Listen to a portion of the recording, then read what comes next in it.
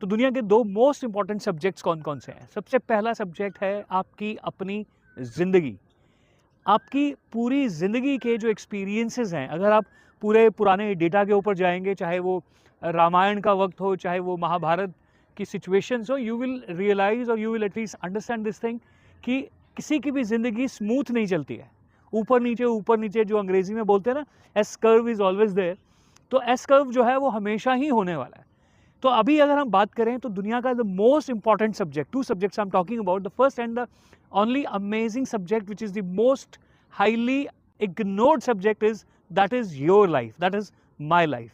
हमें हमारी ज़िंदगी के बारे में बिल्कुल नहीं बताया जाता, ना ही पढ़ाया जाता है। और मज़ेदार बात क्या है मालूम है, अगर आप 50 रुपए की, 100 रुपए की, 200 रुपए की, 500 रुपए की भी चीज़ खरीदते हो ना, तो उसमें भी आपको इंस्ट्रक्शंस मिलती हैं। अगर आप आईफोन खरीदते हो तो कंप्लीट मैनुअल मिलता है कि उस प्रोडक्ट की यूटिलाइजेशन आप कैसे कर सकते हो। लेकिन when it comes to this life, there is nothing, no manual. इधर उधर से सीख के हम अपनी ज़िंदगी को आगे बढ़ाने की कोशिश करते हैं, अपनी ज़िंदगी को खूबसूरत करने की कोशिश करते हैं। तो सबसे इंपॉर्टेंट सब्जेक्ट लाइफ इटसेल्फ, हमारी आपकी ज़िंदगी। और इस ज़िंदगी को चलाने के लिए सबसे पहली चीज़ है रोटी। उसके बाद फिर तन के ऊपर कपड़ा भी चाहिए, उसके बाद फिर तमाम और चीज़ें चाहिए। लेकिन रोटी के लिए क्या करना ज़रूरी है? रोटी के लिए आपके पास कोई ना कोई ऐसा स्किल होना चाहिए, आपके पास ऐसी नॉलेज होनी चाहिए जिसके बदले में आपको रोटी मिले। तो second important thing is what skill are you going to develop so that you gather the resources to live this life.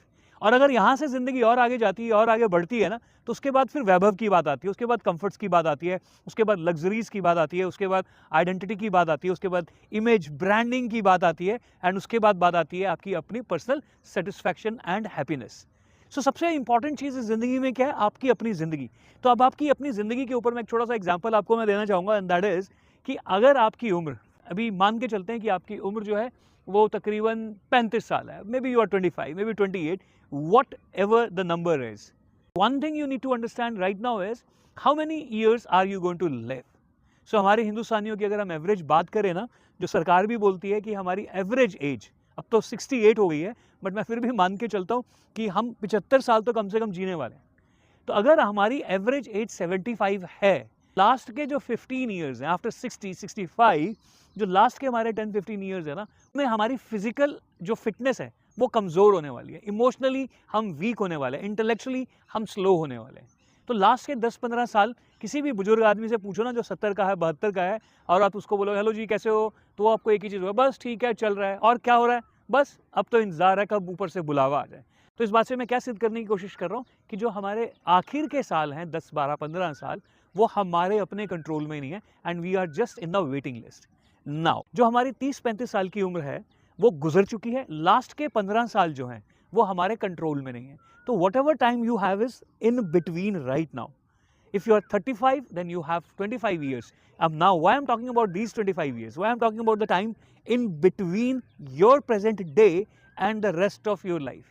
तो इसका बड़ा सिंपल सा फॉर्मूला मैंने ये बनाया हुआ है कि 75 the years we are going to live, भगवान करे आप हज़ारों साल जिए, 75 minus your age. Let's say you are 35. So 75 minus 35 is 40. Minus 15, the last 15 years of your age. So 40 minus 15 is 25.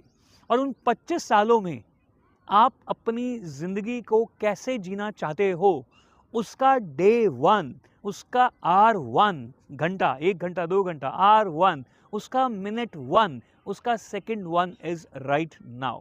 अगर आप आज डिसाइड नहीं करेंगे तो जो मैं सेंटेंस बोलने वाला हूँ मैं आधा बोलूँगा, आधा आपके दिमाग में आ जाएगा, अगर अभी नहीं तो कभी नहीं।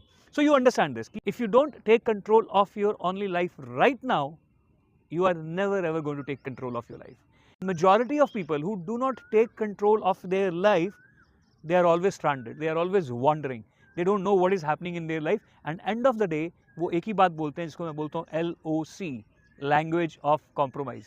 शायद हमारी किस्मत में ही नहीं था, अगर मुझे मौका मिला होता तो शायद मैं बहुत कुछ कर देता, मुझे सपोर्ट देने वाले लोग नहीं थे, अगर मुझे मौका मिला होता तो शायद मैं पता नहीं क्या क्या कर देता।